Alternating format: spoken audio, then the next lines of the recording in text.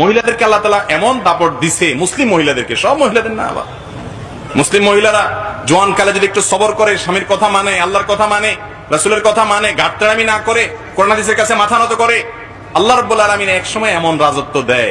এই যে মুসলিম সমাজে আপনি দেখেন, যখন মহিলা একটু বয়স বাড়ি হয়, ছেলে মেয়ে 2-4টা হয়ে যায়, আস্তে আস্তে তার বাহিনী বাড়ে, জুনুদ, এগুলা এক একটা বাহিনী, ছেলে 2টা মেয়ে 3টা, এগুলো বড় হয়, আস্তে আস্তে মহিলার পাকনা আপনার বড় হইতে থাকে, ঠিক না?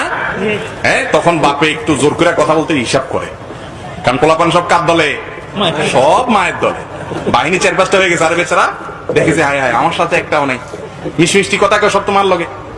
এরপরে যদি ওদের ঘরে ছেলে মেয়ে হয়তো তার কোনো কথাই নেই, পুরা গোষ্ঠীটাই বুড়ির সাথে। তখন এবার বুড়ির দাপট দেখে কে? সেই দাপটটা বেয়াদবি হবে না স্বামীর সাথে, কারণ বুড়া বুড়ির একটা বোঝাপড়া তখন হয়ে যায়। এটা ধমক দেয়, থামেন আপনি, আপনি কি বুঝেন, বুড়া ওইটা এনজয় করে, আলহামদুলিল্লাহ, ওইটা বেয়াদবি হবে না।